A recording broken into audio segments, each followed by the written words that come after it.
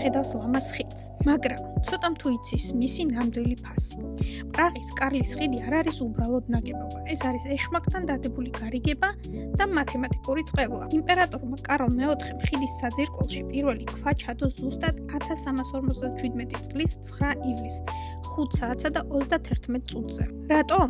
თუ ამ ციფრებს მიმდევრობით დავწერთ, მივიღეთ პალინდრომს, რიცხვს, რომელიც ორივე მხრიდან ერთნაირად იკითხება. ითვლებოდა, რომ ეს კომბინაცია ხიდს ბოროტი ძალებისაგან დაიცავდა. ამ მეთოდით არის აგებული პრაღის სასახლეც, რომლის შესახებაც წინა ვიდეოში გიყვებით, ასე რომ არ გამოგრჩეთ. ხიდზე 30 ქანდაკებაა, მათი უმეტესობა მე-17-მე-18 საუკუნეებში ბაროკოს ეპოქაში დაიდგა. იცოდით, რომ ხიდზე არსებული 30-ვე ქანდაკება ასლია.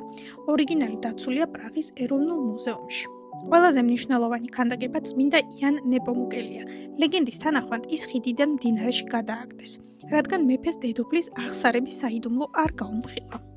არსებობს ასეთი რიტუალი, თუ ამ ქანდაკებას ხელს გადაუსმევ, ჩაფიქრებული სურვილი აქ ისრულდება. ყველა ქანდაკება ხიდის მოაჯირზეა, მაგრამ თუ ხიდიდან დაბლა ჩაიხედავთ, დაინახავთ მას, რაინდ ბრუნსვიკს, ის ერთადერთი ქანდაკება, რომელიც ხიდის მოაჯირზე არ დგას. სწორედ ამ მარტოსულმა გუშავკმა მოხიბლა დიდი ვიქტორ ჰიუგო.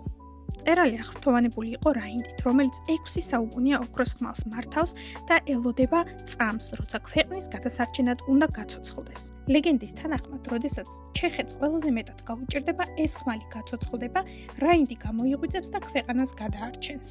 თქვენ რას ინატრებდით პრაღის ყველაზე მისტიურ ადგილას, ან რომელი ლეგენდის გჯერათ, დამიწერეთ კომენტარებში და გაუგზავნეთ ეს ვიდეო მას, ვისთან ერთადაც აქ ისეირნებდით.